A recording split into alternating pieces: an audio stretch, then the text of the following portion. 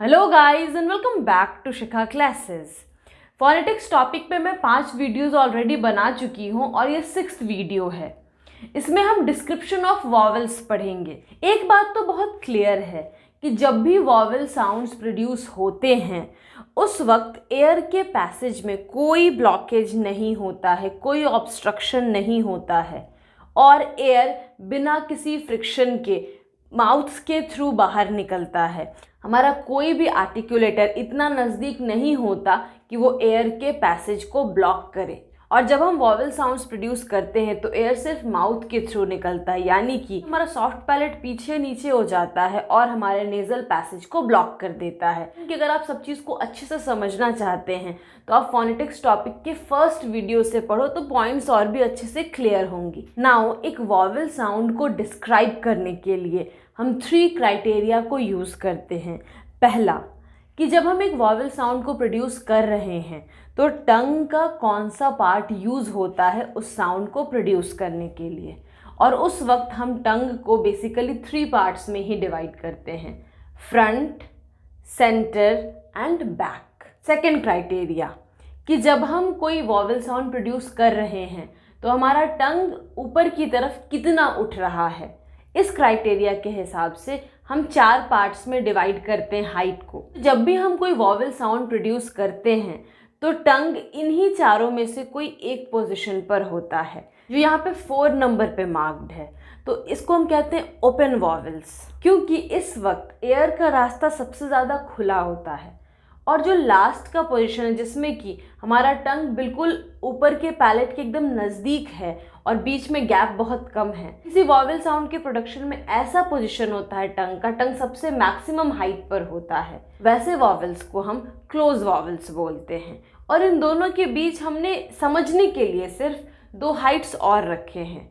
ऊपर की तरफ जो नज़दीक है यानी क्लोज के तरफ जो नज़दीक है उसे हाफ क्लोज बोलते हैं, और जो नीचे की तरफ से नज़दीक है यानी ओपन वाले पोजीशन की तरफ से नज़दीक है उसे हाफ ओपन पोजीशन कहा जाता है या हाफ ओपन वॉवेल कहते हैं उन वॉवेल्स को जिनके प्रोडक्शन के वक्त टंग का इतना हाइट होता है। तो एग्जैक्टली एकदम टंग का हाइट कोई मेज़र नहीं करता, पर हम एक अंदाज के थ्रू बोलते हैं। और ऑफ कोर्स आपको लर्न करना पड़ेगा कि किस वॉवेल साउंड के प्रोडक्शन के वक्त टंग का क्या हाइट होता है। तो अगर वो एक ओपन वॉवेल है इसका मतलब कि टंग अपने सबसे कम हाइट पर है और एयर के निकलने के लिए काफ़ी जगह है। अगर कोई vowel sound closed vowel sound में आता है मतलब टंग काफ़ी ऊपर है और रूफ ऑफ द माउथ और टंग के बीच का गैप कम है। क्लोज्ड वॉवेल्स को हाई वॉवेल्स भी बोला जाता है क्योंकि उसमें टंग का हाइट ज़्यादा होता है, और ओपन वॉवेल्स को लो वॉवेल्स भी बोला जाता है क्योंकि उसमें टंग का हाइट लो होता है, कम होता है। और तीसरा क्राइटेरियन है जिसके हिसाब से हम एक वॉवेल साउंड को डिस्क्राइब कर सकते हैं, वो है पोजीशन ऑफ द लिप्स। तो वैसे अगर आप देखिए तो कुछ वॉवेल जैसे ई जब हम बोलते हैं तो हमारा लिप्स स्प्रेड होता है, कुछ वॉवेल से जब हम ओ बोलते हैं तो हमारा लिप्स राउंड होता है, और कुछ वॉवेल्स हैं जिनके प्रोडक्शन के वक्त हमारा लिप्स न्यूट्रल होता है, ना स्प्रेड होता है ना राउंड होता है। तो इस हिसाब से देखा जाए तो 3 हो जाएगा, एक स्प्रेड, एक न्यूट्रल और एक राउंडेड। लेकिन कन्फ्यूजन को अवॉइड करने के लिए हम लिप्स के पोजीशन के हिसाब से अगर वॉवेल्स को बांटे तो हम 2 ही क्राइटेरियन लेते हैं, एक राउंडेड और दूसरा अनराउंडेड। तो अनराउंडेड में ही स्प्रेड और न्यूट्रल दोनों आ जाता है। अनराउंडेड वॉवेल्स में ये सारे इंग्लिश के वॉवेल्स आते हैं, starting from the first it's ई, ए, ए। इस तरह से अनराउंडेड वॉवेल में 8 वॉवेल्स आ जाते हैं, और जो 4 वॉवेल्स हैं वो राउंडेड में आ जाते हैं, दे आर ओ, ऊ। तो वैसे भी हम जानते हैं कि मोनोफ्थोंग्स 12 ही होते हैं, तो 8 आ गए अनराउंडेड में और 4 आ गए राउंडेड में। ना मोनोफ्थोंग्स और डायफ्थोंग्स को हम पहले समझ लेते हैं, फिर बाकी जो 2 क्राइटेरिया हमने डिस्कस किया वो हम पढ़ लेंगे। मोनोफ्थोंग्स क्या होते हैं? जिसमें एक सिंगल वॉवेल साउंड है। जैसे मान लीजिए कि एक वॉवेल साउंड है ऊ, तो इसमें अगर इस साउंड को हम प्रोलॉन्ग भी कर रहे हैं तो भी हम उसी साउंड पे स्टिक कर रहे हैं, साउंड एक से दूसरे में ग्लाइड नहीं कर रहा है। तो ये हो जाते हैं मोनोफ्थोंग्स जिसमें एग्जैक्टली एक ही वॉवेल साउंड है। लेकिन डायफ्थॉन्ग्स क्या होते हैं, जिसमें कि एक ही सिलेबल में एक साथ हम एक वॉवल से दूसरे वॉवल में शिफ्ट करते हैं, ग्लाइड करते हैं। तो वॉवल साउंड्स टोटल 20 होते हैं, जिसमें से 12 मोनोफ्थॉन्ग्स होते हैं और जो बचे 8 होते हैं वो डायफ्थॉन्ग्स होते हैं। उन्हें complex vowels, vowel glides, gliding vowels, double vowels, बहुत सारे नाम हैं उनके। जैसे जब हम हाई वर्ड प्रोनाउंस करते हैं तो ये एक ही सिलेबल है और इसी में हम हाई आ से ई की तरफ मूव कर रहे हैं। We are gliding from one vowel sound to the other in the same syllable. हम काउ बोलते हैं, जब हम बॉय बोलते हैं, इन सारे वर्ड्स में हम एक ही सिलेबल के अंदर में एक वॉवल से दूसरे वॉवल में ग्लाइड करते हैं। तो ये जितने भी एग्जाम्पल्स हैं ये सभी डायफ्थॉन्ग्स के एग्जाम्पल्स हैं, यानी कि ये सभी एक डिफरेंट वॉवल साउंड्स हैं। नाउ जब हम डूइंग वर्ड बोलते हैं तो यहाँ पे डायफ्थॉन्ग यूज़ नहीं हुआ है, क्योंकि डू एक सिलेबल है और इंग दूसरा सिलेबल है। भले ही हम डूइंग वर्ड प्रोनाउंस करते वक्त ऊ से ई वॉवल की तरफ ग्लाइड कर रहे हैं, पर एक्चुअली इस वर्ड में 2 सिलेबल्स हैं।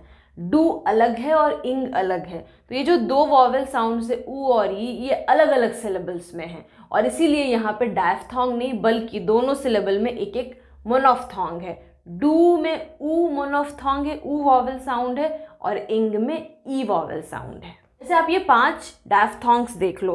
पहला एग्जाम्पल प्ले, प्ले, तो ए से ई वाला तो वो हुआ एक डायफ्थॉन्ग। और जब हम प्लेयर बोलते हैं तो अगर हम स्लो स्लो एकदम सुने इसका प्रोनाउंसिएशन तो इट्स लाइक प्लेयर। तो पहले एक डायफ्थॉन्ग का साउंड है प्लेई में और फिर अ में एक अ का साउंड है। तो यहाँ पे 3 वॉवल साउंड्स एक साथ हो रहे हैं यूज़ और इसे हम ट्राइफ्थॉन्ग कहते हैं। Tri means 3। Now coming back to the first point कि वॉवल्स को डिस्क्राइब करने वक्त हम ये देखते हैं कि उस वॉवल साउंड के प्रोडक्शन के वक्त टंग का कौन सा पार्ट यूज़ हो रहा है। हमने पिछले वीडियो में पढ़ा कि टंग एक एक्टिव आर्टिकुलेटर है और रूफ ऑफ द माउथ एक पैसिव आर्टिकुलेटर है। और जब भी हम वॉवल को डिस्क्राइब करने के लिए टंग के पार्ट्स को पढ़ते हैं तो हम उसको मेनली 3 पार्ट्स यूज़ करते हैं, फ्रंट, बैक और सेंट्रल पार्ट। फ्रंट पार्ट हमेशा हार्ड पैलेट को टच करता है जब भी ऊपर की तरफ उठाया जाएगा। जो बैक पार्ट है टंग का वो सॉफ्ट पैलेट को टच करेगा और जो सेंट्रल पार्ट है वो हार्ड पैलेट और सॉफ्ट पैलेट के बीच के पार्ट को टच करेगा। नाउ टंग के हम किस पार्ट को यूज़ कर रहे हैं, इस हिसाब से वॉवल को हम 3 पार्ट्स में डिवाइड करते हैं, front, central and back. Vowel को प्रोनाउंस करते हैं तो टंग का फ्रंट पार्ट हार्ड पैलेट की तरफ मूव करता है, लेकिन हाँ ये एक वॉवल साउंड है तो जाहिर सी बात है कि एयर को बिना किसी फ्रिक्शन के पास करने के लिए सफिशिएंट स्पेस चाहिए।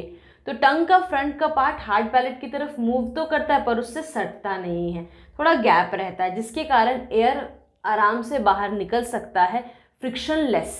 फ्रंट वॉवल के एग्जाम्पल्स हैं ई एज इन सीन और ई एज इन सिट और ए एज इन हेड और ए एज इन सैट। उसी तरह से बैक वॉवल्स क्या होंगे, जब हम टंग के बैक पार्ट को सॉफ्ट पैलेट की तरफ रेज करते हैं, अगेन वहाँ पे भी गैप तो रहेगा ही कि एयर फ्रीली बाहर निकल सके। इसके एग्जाम्पल्स में आते हैं आ एज इन पार्ट, ओ as in hot, cot, then ऊ एज इन फुल एंड ऊ मीन्स एक लॉन्ग प्रोनाउंसिएशन हो रहा है, they are long vowels as in fool. Now third is central vowels. Again इसमें क्या होगा, टंग का सेंट्रल पार्ट हार्ड पैलेट और सॉफ्ट पैलेट के बीच के पोर्शन की तरफ मूव करेगा। इसमें जो वॉवल साउंड्स आते हैं they are a as in cut, girl, a as in ago. Ago word में 2 वॉवल साउंड्स हैं, एक ग साउंड के पहले और एक ग साउंड के बाद। तो जो फर्स्ट वाला साउंड है अगो वो एक सेंट्रल वॉवल का एग्जाम्पल है। नाउ टंग को हम किस हाइट तक रेज कर रहे हैं उसके हिसाब से हम वॉवल को इन 4 पार्ट्स में डिवाइड कर सकते हैं। The first is close vowel. A closed vowel is a vowel articulated with the tongue very close to the roof of the mouth. टंग जब रूफ के बहुत क्लोज हो जाता है तब जो वॉवल साउंड प्रोड्यूस होता है they are called closed vowels. लेकिन हाँ नज़दीक होता है, सटता नहीं है, क्योंकि वॉवेल साउंड के प्रोडक्शन के वक्त एयर को फ्री पास करने का स्पेस हमेशा मिलता है। जैसे कि क्लोज्ड वॉवेल का एक एग्जाम्पल है ई एज इन सीट, और हम ये भी जानते हैं कि ई that is an example of a front vowel. अभी हमने थोड़ी देर पहले पढ़ा, तो हम कह सकते हैं कि ई वॉवेल साउंड जो है that is a front closed vowel. और जब हम सीट बोलते हैं तो ई साउंड के प्रोडक्शन के वक्त लिप्स कैसा है, लिप्स स्प्रेडेड है, यानी कि अनराउंडेड है। अगर हम इस वॉवेल को एक 3 टर्म डिस्क्रिप्शन के हिसाब से बांटें तो ये एक फ्रंट क्लोज अनराउंडेड वॉवेल होगा, और क्लोज वॉवेल का ठीक उल्टा ओपन वॉवेल होगा। जब टंग का हाइट एकदम नीचे होगा, रूफ ऑफ द माउथ से टंग की दूरी बहुत ज़्यादा होगी, उस वक्त जो वॉवेल साउंड्स प्रोड्यूस होंगे they will be called as open vowels या लो वॉवेल्स। तो थ्योरेटिकली समझने के लिए ओपन वॉवेल के वक्त जो टंग का हाइट होता है और क्लोज्ड वॉवेल के वक्त जो टंग का हाइट होता है, ये दोनों हाइट्स के बीच हम 2 और हाइट्स को कंसिडर करते हैं। तो से इट हम उसके 4 हाइट्स यहाँ पर देखते हैं, 1 2 3 4। जो फर्स्ट हाइट है वो क्लोज्ड वॉवेल का हाइट है, जो फोर्थ हाइट है वो ओपन वॉवेल का हाइट है, जो सेकंड है वो हाफ क्लोज्ड है, और जो थर्ड है वो हाफ ओपन है। ना एक बात और क्लियर कर देते हैं, हाफ क्लोज या हाफ ओपन, ये हमने एक नाम रखा पोजीशन का, पर कोई भी वॉवेल हाफ ओपन या हाफ क्लोज नहीं होता। एग्जैक्टली वो हाफ ओपन हाफ क्लोज के बीच का एक पोजीशन हो सकता है, या ओपन और हाफ ओपन के बीच का एक पोजीशन हो सकता है, या फिर क्लोज और हाफ क्लोज के बीच का एक पोजीशन हो सकता है। मैं समझ रही हूँ इस बात को कि ये काफ़ी कंफ्यूजिंग पॉइंट्स हैं, लेकिन थोड़ा सा ध्यान देंगे तो आप समझ भी जाएंगे। और अगर मान लीजिए शायद आपको समझने में थोड़ा प्रॉब्लमैटिक लग रहा है, तो लास्ट में मैं आपको 3 टर्म डिस्क्रिप्शन का एक पूरा चार्ट दूंगी, तो उसमें जा कर के वो क्लियर होगा कि कौन सा vowel half close half open के बीच में है, कंप्लीट ओपन है या कंप्लीट क्लोज है। तो उसके थ्रू आप सबके डिस्क्रिप्शंस लर्न कर सकते हैं। जैसे वॉवेल ए जो है एज इन गेट, ये वॉवेल हाफ क्लोज और हाफ ओपन के बीच में आता है, यानी कि इस वॉवेल को प्रोनाउंस करते वक्त हमारे टंग का पोजीशन 2 और 3 के बीच में होगा।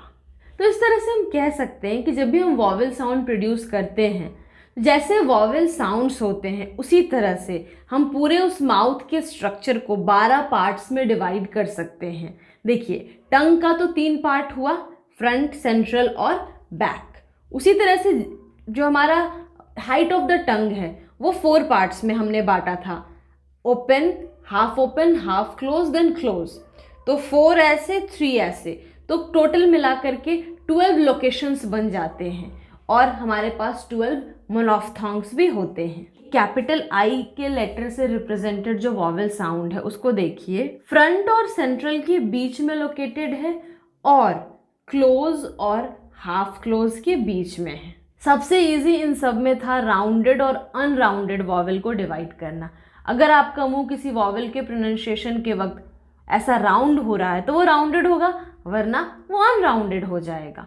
और जो बाकी के 2 कैटेगरीज हैं कि फ्रंट होगा, बैक होगा, सेंट्रल होगा, क्लोज होगा, हाफ क्लोज होगा, हाफ ओपन होगा या ओपन होगा, उसके लिए इट्स बेटर कि आप लर्न कर लो। यहाँ पर एक चार्ट दिया है जिसमें कि हर एक वॉवेल का, हर एक मोनोफ्थोंग का actually 3 term description, 3 term labelling दी हुई है।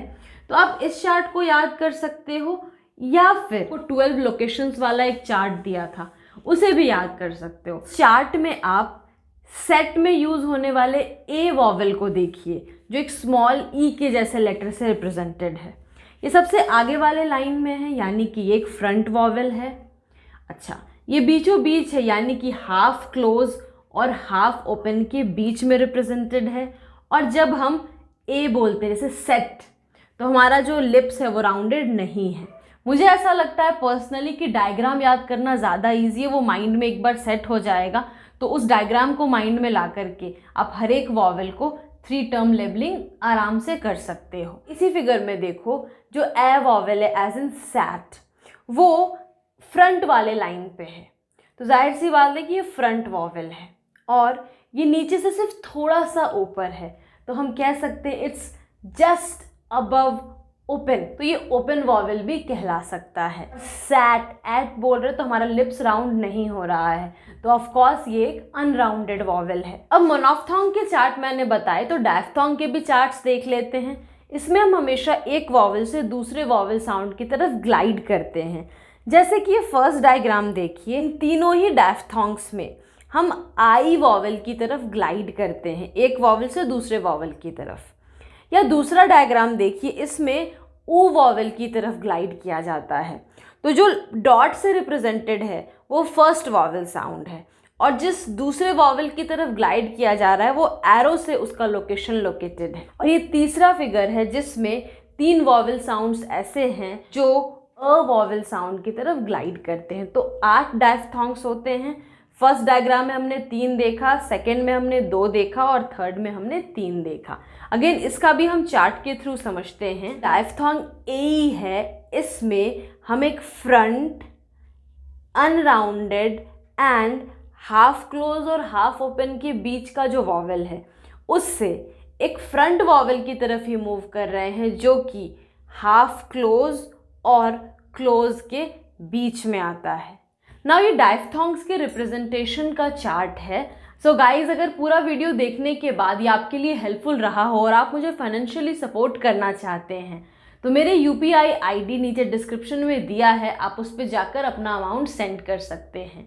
और हाँ, अगर आपको कोई डाउट्स है तो काइंडली आप कमेंट सेक्शन में लिख करके बताइए, या फिर आप मुझे फेसबुक पेज पर मैसेज भी कर सकते हैं। आपको फोनेटिक्स टॉपिक पे नोट्स चाहिए तो काइंडली आप मुझे मेल कीजिए, मेरा ईमेल ID नीचे डिस्क्रिप्शन में दिया हुआ है। End of course if you like the video, hit the like button, share this video with your friends, और अगर आपने सब्सक्राइब नहीं किया तो सब्सक्राइब कीजिए और बगल के बेल आइकन को प्रेस कीजिए, ताकि जैसे ही मैं फोनेटिक्स पे अगला वीडियो डालूं आपको नोटिफिकेशन मिल जाए।